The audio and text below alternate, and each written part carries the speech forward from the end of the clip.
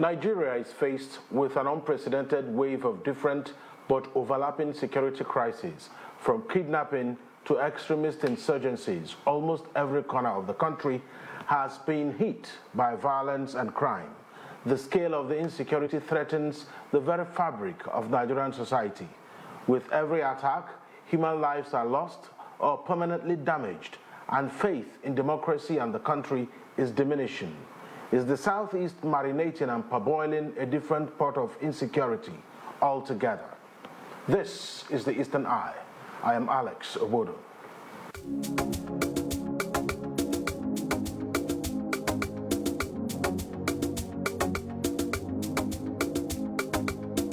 Welcome to the Eastern Eye on Afia TV. We are live from Enugu, Southeast Nigeria. With the headless bodies of victims of kidnapping discovered at the Lokbanta cattle market in Umunochi local government area of Abia State, is this an eye-opener to other Southeast governors to take the bull by the horns? My guest tonight is Chima Christian. He is a good governance advocate and public policy analyst.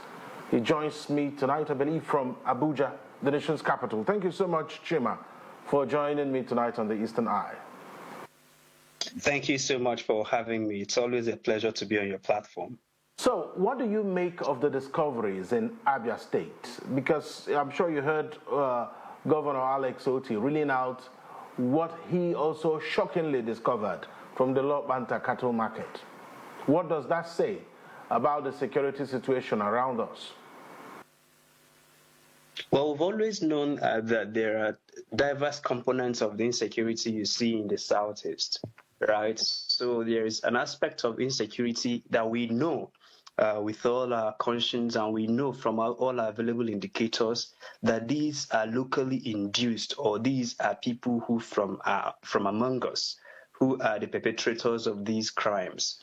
And there are other aspects of the insecurity we see in the Southeast that are committed by non-indigenous, you wouldn't call them settlers, but I think the right word is visitors, or people who live in residents. Let's use residents, that's more politically correct. So we have also known that there is that aspect of the insecurity.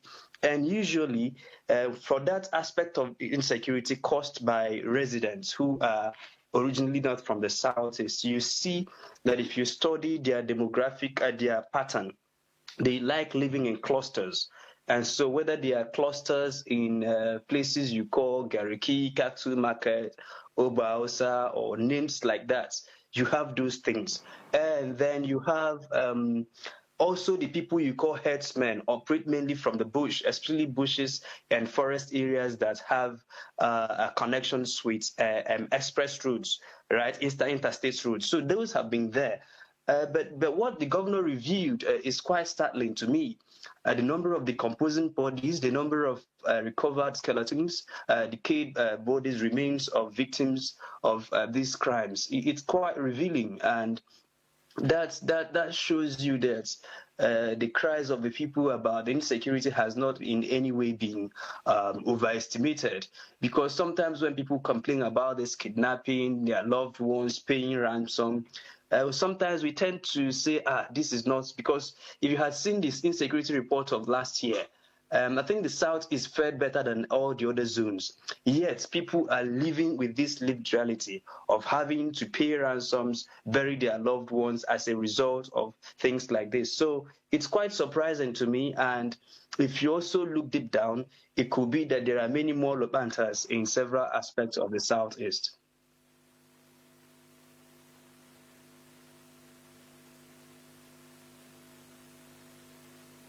Hello, are you there? All right. So, okay. Thank you so much, Chima. So, at the end of the day, the startling revelations from Lokbanta cattle market also throws my mind back to the words of Zeke when he took his oath of office as the first president of Nigeria. He says, "Common dangers and common enemies should alert us on the need for common security." Do you think we have taken common security for granted in this part of the country? Or is there a problem with what we have come to know in Nigeria as security architecture? Is there something wrong with the security architecture, especially from the way we look at it at the state level, that are at subnational, and even at the regional level? Well, the Southeast political elite has not shown much leadership in this regard. And I will say this comparing the Southeast political elite to their counterparts in the Southwest. In the wake of the insecurity in the Southwest, they responded with a regional platform called Amoteku. Even within that regional platform, states like Ogun State and other states also have their state platforms who work in hand with the regional platform, and then who also work in cahoots with the federal partners. In the East, there were discussions around the Bubagu and all of those things. And then we didn't see that much of, will I say, political enthusiasm of the political class in trying to have a better organized regional outfit. And Ebubagu became what it was. And eventually, I think it's now only operational in about 2 states. I think just in Imo State and in Ebonyi State. I don't know why it has not that much presence in the other states. So you will see that within that framework, I believe that the Southeast platforms, both Ohaneze and Igbo, both Southeast Governors Forum, still have a lot to do when it comes to providing region-based security platform. But if you move away from that, you would see that all accusations around security are pointed at the 1999 Constitution, which I believe that for you to solve a fundamental aspect of this security, you have to revisit the 1999 Constitution to give more powers to the regions and give more powers to the states to be able to better respond to crises of or insecurity in their domains as against the federated structure, or not even a federated structure, but the unitary structure we find ourselves operating in Nigeria. So I would love to see that the 1999 Constitution cedes more powers to the regions and more powers to the states to respond to insecurity better. Even at that, I don't believe that the Southeast has maximized the limited headspace offered to it by the 1999 Constitution. Because if you blame the 1999 Constitution for the insecurity in the Southeast, you then ask yourself, is that Constitution different from what they are operating in the Southwest? And the answer is no. If the Southwest has been able to come together to come up with their own regional platform, then there's a problem. You now see that while you may want to point accusing fingers at the Constitution, which we want to see improved, but even with the limited space, you ask yourself, how have we used this? So what happened to the previous leadership of the Governors Forum and the present leadership of the Southeast Governors Forum? Those questions are to be asked for both our lawmakers at the federal level, at the state level, and the 5 governors of the Southeast, and indeed Johanese and other stakeholders of the Southeast region, as to why we've not been able to tinker up something that can work, even if it is in the interim for the Southeast. So that question needs to be answered. Yes, I mean, it's good you've mentioned the Southwest and even other regions. The Southwest, they have their Amotekun, which is thriving from what we have seen. You can see that we haven't heard much negative stories about Amotekun. So what happened to the much touted Ebubago here in the Southeast? Because at the end of the day, there's something we say in the Southeast. So what has happened to Ebubago?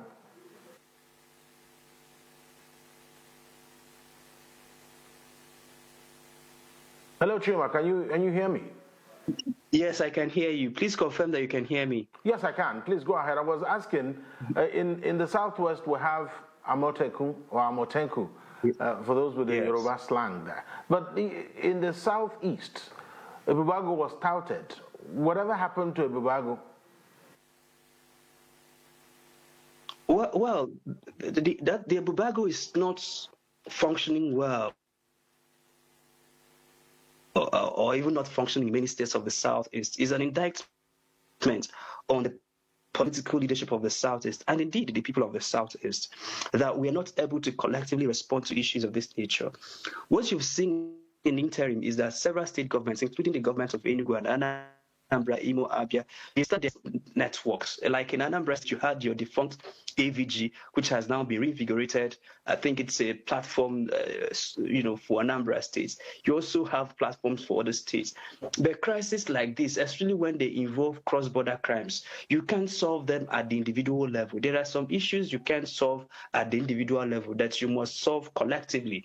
And as a region, the 5 states of the Southeast can, even in the scale, economics of scale, can solve this issue better when they come together. But we've not been able to see that kind of coming together. What we have seen instead is this rabid individualism. This rabid individualism of the 5 state governors who are kings in their own kingdoms. And it was therefore fulfilling and a little bit encouraging to me that they were able to pull off the Southeast Governors Forum Summit on economic and then the security in Owerri. And if the governors are able to live up to all the commitments they made in that summit in Owerri, then we could see a better response of the region in terms of the issues we're discussing. But before now, what we've seen is individualism,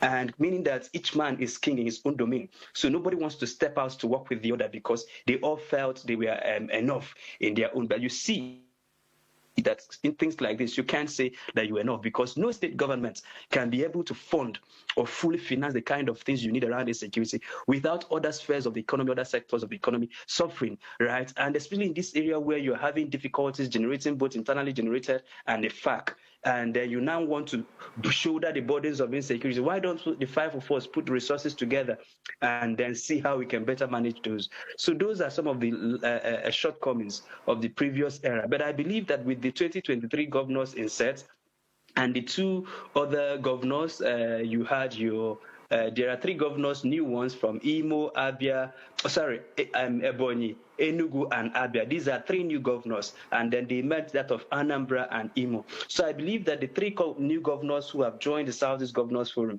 maybe perhaps has brought in a new vigor to that organization, and it's left to be seen how they're able to manage themselves, the 5 of them, how they're able to manage themselves to respond better to issues of this nature at the regional level, as against what we've seen so far, which is the individual approach to these issues. If you look around the Southeast, Chima, you will notice that some people are resorting to self-help in solving security problems. Nnewi is a glaring and glowing example. You have the senator representing them, Ifeanyi, the way he has, fixed security cameras all over the town. And it looks like it's yielding good results for them. Do you think that this is a model that other communities and even local governments in the Southeast should emulate? Well, my answer to you has to be nuanced, and if it is not nuanced, it has likelihood of being taken out of context, and then what you'll be left with is uncontrolled or indeed uncontrollable experiments, right? Let's track back to discuss that of Nnewi. As of today, there's a problem with that, because the state government and the senator in question are having running battles as to that. Because the cameras that were installed were supposed to be installed and handed over to the state government to manage. But the cameras were installed and the control room of the cameras were installed in a private residence.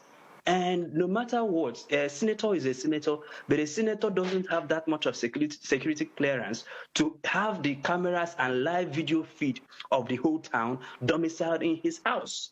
And then you see that it becomes a problem. So if communities are going to network together to intervene at this level, then it must be centrally coordinated.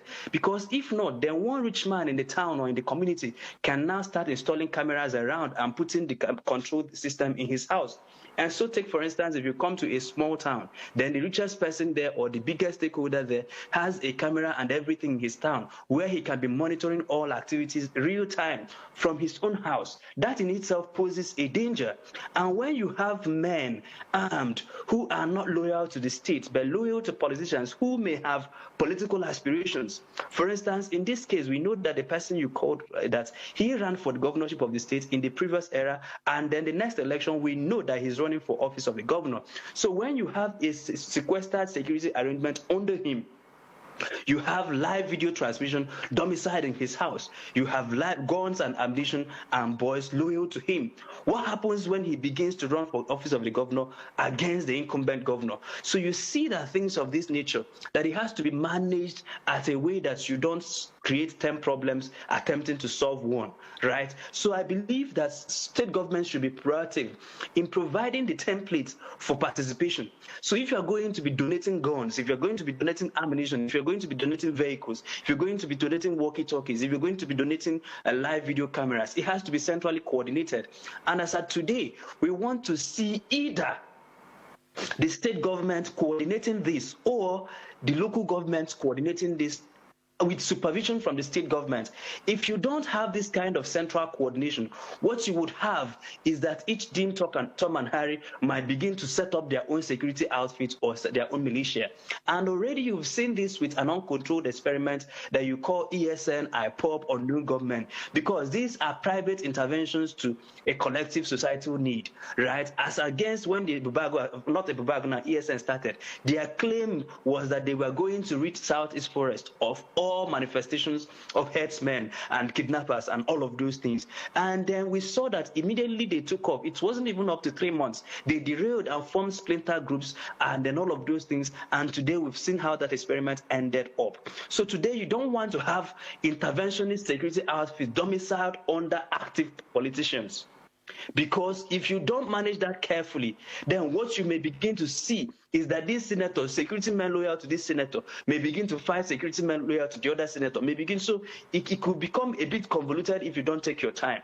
So I admit that we can't sit back and fold our hands and do nothing. But I want to believe that the state must take a leading role in trying to do community-based security apparatus of that nature.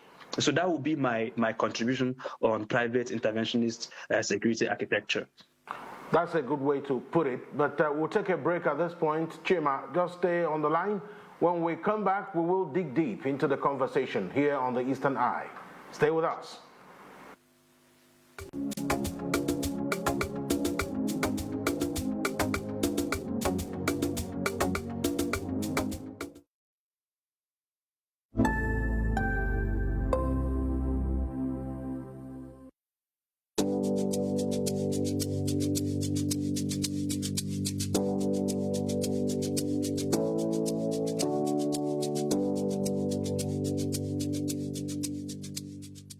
It's 10 o'clock. That means, of course, trading has now opened on the floor of the Nigerian Exchange in Lagos, Abuja, and at the Onitsha Exchange. My name is Nnamdi Obaya, and this is Opening Bell.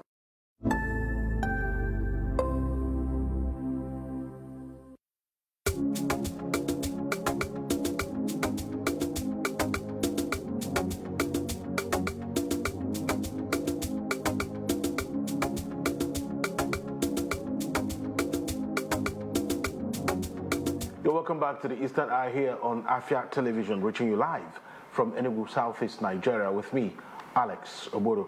And I believe I still have on the line Chima Christian, who graciously joined us from Abuja this evening on the program. So, there seems to be insecurity elsewhere, not just in the Southeast. We have insecurity elsewhere because a lot of people believe that what's happening in the Southeast was imported, and I'll have to put it out there in our local dialects. No, okay, no, okay, no, nilo, nazo de nangiga. So, Chima, if you can hear me, do you think there's a truth in that thought that the insecurity we see today within our Southeast enclave is made abroad, but then with some kind of collusion from people at home? Well, from my own limited analysis, which is limited by the information available to me, I don't have more information than everyday Nigerian, because all the information we have on this are what we gleaned from the media reports, as against chief executives who have more access to classified information. But from what we've pieced together from the several media reports we've gotten so far, I'll tell you this, that if you lump it up, you could say that there are three manifestations of insecurity in the Southeast. I mean, kidnapping and all of those things. One, you have one that seemingly, that we now know, not seemingly, at least from the reports and the arrests we have seen that there is an alien component to the insecurity we see in the Southeast, which means that these people are not originally from the Southeast, but they come to the Southeast and they are carrying out heinous activities, ranging from kidnapping, ransacking of communities, and all of those things. So that is there on one side. But we can't outsource all the blame to the activities of these alien elements. You have number two, activities of bona fide Southeasterners who are perpetrating what you could call Southeastern violence against Southeasterners. These are people, whether they call themselves unknown government, known government, ESN, whatever nomenclature they call themselves. And you have seen that there have been several arrests, arrest upon arrest, and upon interrogation, you will find that they speak our language. And then even when we see them, even people who had been kidnapped and who were later freed on paying of ransom will tell you that they heard them speaking our language. So it is undeniable that a certain component of this problem is homegrown. We must take note of that. There are certain elements of our people that have decided to do the line of kidnapping, killings, and all of those things. Then you have now that, because you also look at the media reports, that there are elements of these foreigners, in quotes, who are not originally from the Southeast, but who are domiciled in the Southeast, carrying out their illegal business in the Southeast, if you might use that word business. But they have local collaborators. They have locals who help them, whether it's you talk about helping them with the ransom, giving them information, giving them access to the communities, that they always usually have local collaborators. So those are the three components as I've seen it from where I sit. And then if you're going to be dealing with this or designing public policy programs around this, you must have to, first of all, design a program that will tell you that, look, people from our place are part of this problem, and let us acknowledge it as such. Then aliens are part of this, and then there is now a place where those aliens and the locals infuse to carry out this crime. So those are the three components I've seen, and any program that does not capture these three, it's not in my own view comprehensive. All right, let me take you back to the issue of Afia State, the Lok Banta example, and with everything that was discovered there, is it possible that we have Lok Bantas in different states of the Southeast that is yet to be uncovered? Is there a chance? Yes. That there are graveyards of kidnapped victims that were killed that we haven't seen, but they are existing in some of the or all of the Southeast states? Yes, I believe so. Because if you piece the reports together, every state governor should be able to tell you where the flashpoints are, right? And if you monitor those flashpoints, those roads that people complain that they sight kidnappers, sight herdsmen, not even herdsmen, but let's just, for the sake of this conversation, call them herdsmen, right? Those places, they are known, right? And then the apple does not always fall far from the tree. And so if you begin the kind of investigations that the Afia State government has done, you could uncover more. Even in that Afia State, it is possible that there are many more Lok Bantas in Afia State. It is possible that we have many of those clusters in Anambra, in Enugu, in Imo, in Ebonyi. And so if you don't do the painstaking work that has been done by Afia State government, you may not notice this. But let's even step back a bit, because I've seen the back and forth, and I'm sure you have seen it, the denials and the counter denials about the people who operate in that market claiming that the governor is lying and all of those things. So I've seen also this denial, and this thing is almost now about to spiral into the usual ethnic thing. And so that's why it has to be also managed well, that we have seen that there is evidence, that the government is saying that there is evidence that they've recovered this. And then should it come to that, we will have to invite the government to release publicly the evidence they can release, at least the ones that will not offend public sensibilities, because you must have to prove to them or prove to the Nigerian public, because if you don't, then people who are from the north, who have been pointed as being people who are possible perpetrators of this crime, will now run back to their people and tell them, oh, they are trying to eject us from the Southeast. And that's not what is happening. What is happening is clearly that this place has been found to be a den of kidnappers. But now what we're hearing in the media is that, oh, it is Igbo versus Hausa. And those are the kind of conversations that if you want to have, then you may have to bring in evidence. So I like what the Abia State government is doing, but I'm encouraging them that if it comes to that, let them put forward, at least declassify some of the evidences they have, so that we can finally put this argument to rest. And criminals will know that they are criminals and will not run back to their usual ethnicity to try to rile up ethnic sentiments in defense of their crimes. Okay, I mean, that's another wing to the discussion, because obviously uncovering this level of dead bodies in one location will obviously have whoever is on the other side pushing back, just like we say in the country, that corruption is fighting back. Of course, you expectedly would know that the crime will fight back. Don't you think that crime is fighting back? I mean, if you uncover the kind of thing Abia State government uncovered, naturally you will have people who would say it's a lie, and those that are benefiting from that location will continue to spew all sorts of things. But let's take a look at this, and looking at the Abia State example and how it could also serve as a blueprint for those who want to take a look at how markets are patterned in this part of the world. The governor says, I want the market to be a day market. Do your trading and go home, close in the evening and leave the market. Go to your house. Go rent a house somewhere. Don't come and settle in a part of my state and turn it into a slum. And I mean, you just need to pass through some of these places. You can't even breathe.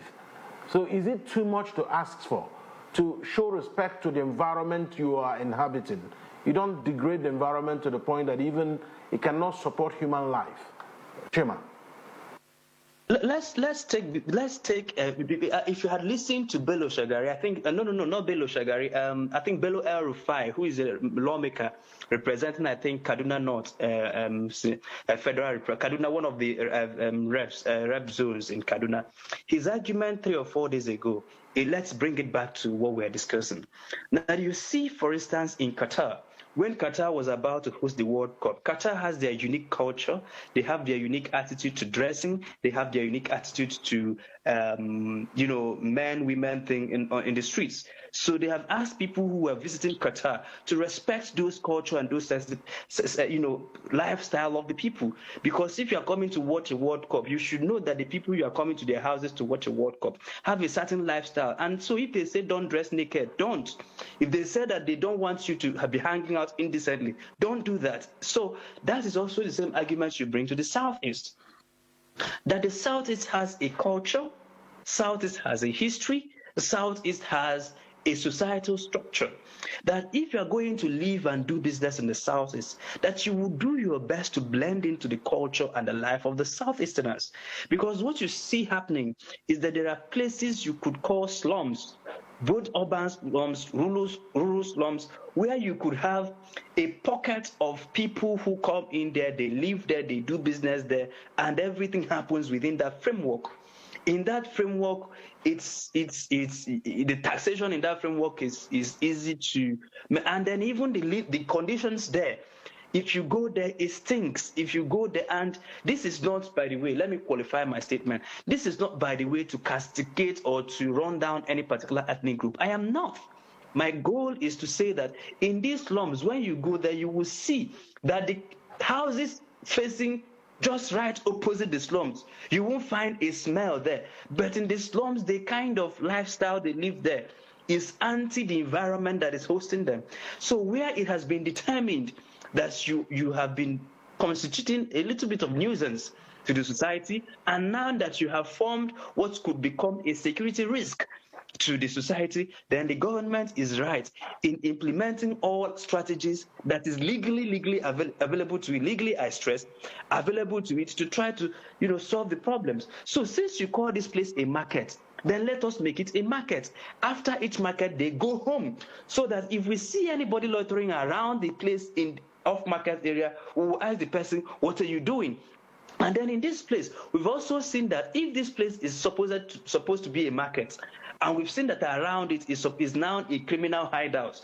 Then I'm even surprised that the governor, because in the southeast we have seen severally in Anambra, in Anambra, I know that of Anambra like I know the back of my hands, that in Anambra, anywhere we see that that is accused and proven to be a criminal a hideout, it is knocked down completely. So the governor has exercised great restraint in not knocking that market down completely, but saying we will open up this market so that it is open more to scrutiny, and then that you don't have this market becoming a hideout for criminals, a hideout for terrorists, and a hideout for kidnappers. So I support the government, and again, beyond what you've seen in Lopanta, we should now begin to investigate such other clusters around us, to ask what is really happening in those clusters, especially if we know that there are reports of insecurity of this nature around the immediate environs of that cluster. And how can we unbundle these clusters? How can we have our brothers and sisters from the north integrate into the communities? Look, there are several houses for rent in the communities. There are several houses that the owners are looking for people to stay just to clean their houses. There are several houses for rent. And so if you come in to live in a community, go and integrate in the community. Don't form a cluster that becomes an environmental risk and then ultimately becomes a security risk. Those things should not be allowed to happen, not just in Abia State, but I believe that at the next governors forum, that perhaps Governor will share his template with brother governors from the south, is for them to see if they can take that home and implement it in their various states. All right, thank you so much for detailing that. We will take a break. When we come back from that break, we will continue the discussion here on the Eastern Eye. Stay with us.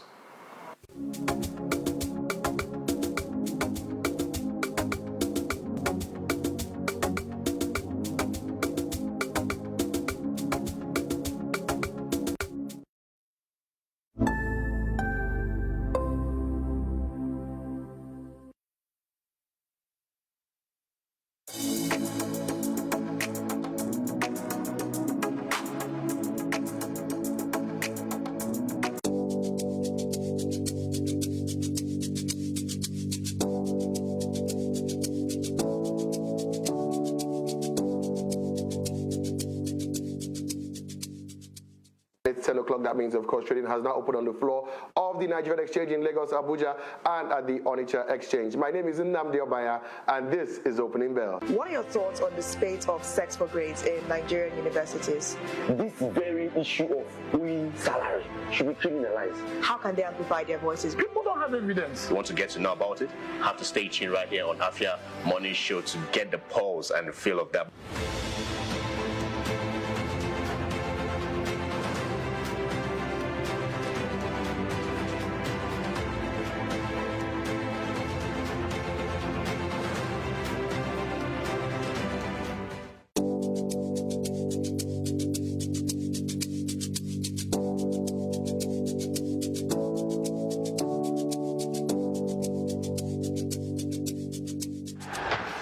The Premier League all on DSTV. All the goals, all the flashes, all the moments. All of Rashford, Salah, Saka. All in the language of your choice. All in HD. Available on all these bouquets to choose from. To watch on all these devices. Stay connected for all the action.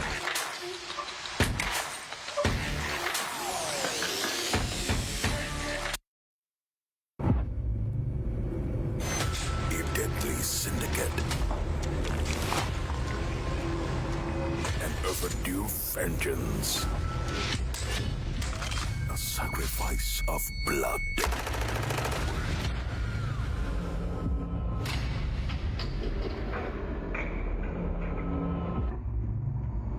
A coveted crown.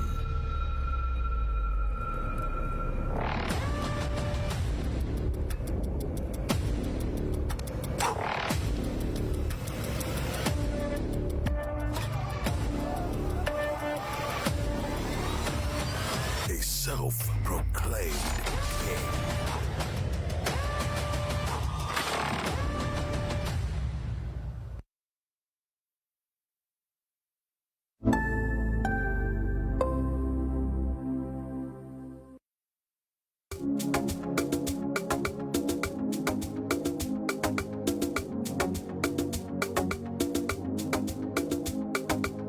You're welcome back to the Eastern Eye here on Afia Television, reaching you live from Enugu, Southeast Nigeria.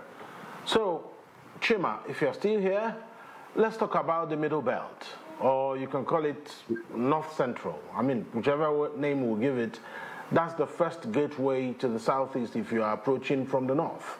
I mean, yes. There's a lot of talk about what happens within that enclave. You have raised concerns about what might be building up there, like an undesirable bread dough. What is it about? Well, the Middle Belt, as you would know, and that we've been engaged in research work, traveling around the Middle Belt, collecting primary and secondary materials on the crisis in the Middle Belt. And what we've seen is a multiple fold. But there are two that are most important to me now. One is to warn this Middle Belt that self-help is not the best for the Middle Belt. As you would know, what happens in the Middle Belt is that their communities are attacked repeatedly, and then the federal presence is not seen. And then even when they are seen, there are several accusations of partisanship on the side of the federal government, especially the Buhari-led federal government. And it has given rise to the collapse of confidence in the establishment political platforms and the instruments of state, the military, the police, and all of those. The people are now beginning to talk about experimenting with self-help, their own kind of ESN, their own kind of unknown government. And the fantasies are there, both in official sector and unofficial sector. You see this, it's a widespread idea that people tend to believe that the only thing that can save the Middle Belt is their own form of these things. And we are beginning to plead with Middle Beltans to consider the stance and they consider this quite well, because in our own view, especially when you study the unique culture and the unique history of the Middle Belt, you would see why that is an uncontrollable experiment. Number one is that by God's design, and it's not man's design, that the Middle Belt has multiple ethnic groups, and these ethnic groups have competing interests. In fact, there have been outright competitions. If you go to Benue, you will see several competitions, for instance, between the Tifs, Idomas, and others. If you go to Nasarawa, you will see it there. If you go to Plateau, you see it there. If you go to as you travel around the Middle Belt, you will see that these are competing ethnic and tribal interests. And sometimes they don't meet eye to eye. And what will happen when you begin to arm people? And in 2 or 3 months, I believe that they will rout out the people who are disturbing them. And then after that, like you saw in the Southeast, they will begin to turn the guns at each other's neck. And that is where it gets troublesome, because not only do you now have local terror on the locals, but you would also have that those terrorists terrorizing the locals now have ethnic agenda. So they resume fighting old tribal wars with new equipment, with new tools. Even the Southeast, that you will say that is monoethnic or monolithic, right? The monolithic Southeast has not been able to shake off the unorthodox approach to this issue. And they are just one ethnic group. Imagine when the Southeast has 70 or 80, or in this case, more than 100 ethnic groups. And then the ethnic group of these people is saying, oh, these people came to attack these people. They attacked us because we are these people.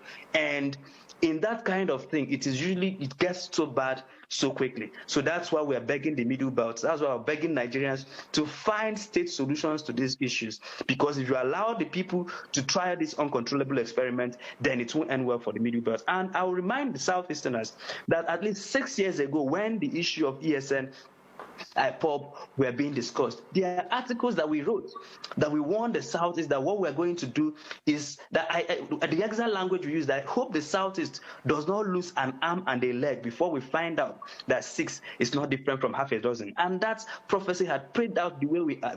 So today we're warning the Middle Beltans, please let us find intelligent solutions to these issues other than chaos. Number 2 is that I'm now beginning to see there are several materials to see that the media has been so unfair in reporting the atrocities in the Middle Belt. Every time the media keeps calling this farmer header crisis, there is nothing like farmer header crisis in the Middle Belt. It is not farmer header crisis. What I've seen from documented reports of government, media panels of inquiries, upon panels of inquiries, reports, is community reports, it is that there is an onslaught.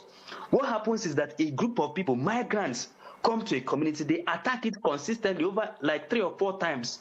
And then when the members of that community run away to neighboring communities or to IDP camps, people come and inhabit their lands and set up their ruga and set up their houses in their lands. In one of the local governments that we went to in Plateau State, a man who had erected the foundation of his house, and then they now drove them out. Another person came and finished the building and is living there today. The last community I went to where's my notes? In one of the local governments, in Mango local government area of Plateau State, the people who were now in IDP camps, after being hungry in IDP camps, by the way, you need to visit these IDP camps to see the level of humanitarian disaster. In fact, the last time a prominent politician visited them, they received 76 bags of rice for 6,500 people, and each of the households received 1 cup of rice from that visit. And so when people are hungry and angry, you see the kind of child trafficking that is going on in the Middle Belt, especially in the IDP camps. You see the kind of human trafficking, you see the kind of organ harvesting and all of those things going on there. And when people are hungry and frustrated, what happens is that they attempt to go back to their villages to at least harvest. And each time they go back, they are killed because people are active. So what you have is active conquest. And so we're beginning to educate Nigerian media to please stop tagging this farmer header crisis. It's not as if there's a whistle blown. They say, oh yeah, farmers, come and fight with headers. And then they fought, and then each of the winners will clap for them. No, that's not what happens. What happens is that a sleepy community will be asleep, usually in the night, and people numbering between 300 to 500 will come in their motorbikes, in their automatic weapons, and kill and set flat. I have pictures, we have everything. They come with automatic rifles, they come with machetes, they come with Molotov cocktails, and they come with dynamite. You will see them dynamite a whole building down. And you see these buildings, they try to forcefully eject, and they achieve that. So I will beg Nigeria's media to please call this what it is. It is an act of terrorism, because of this, I have gone to look out at the 2022 Terrorism Prevention and Prohibition Act. And if you look at subsection 2, 1A, E, B, C, so you see that what they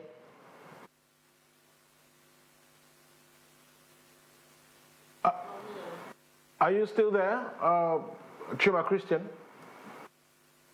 Apparently we have a setback with the connection with Chima Christian. He was making a point about his discoveries with what is building up in the Middle Belt section of Nigeria, and it is something that we will be keeping an eye on. I don't know whether acts of terror. Okay. Forcefully ejecting. Okay, yeah, you seem to... Yes, sorry, can you hear me? Yes, we lost you. You stopped at when you mentioned the terrorism report. If you can continue the conversation from there. Yes, so if you look at the Nigeria's Terror Prohibition and Prevention Act of 2022, especially when you go to the section that clearly defines what constitutes as terror, you will see that the activities of these people that has been documented both by government reports of DSS, police reports upon reports after each of those attacks, clearly states that what they are doing is terror. So what we are doing now is to encourage the Nigerian media and indeed the Nigerian government to classify and designate those people as terrorists and stop reporting farmer header crisis. There is nothing like that. What you see is an act of terror.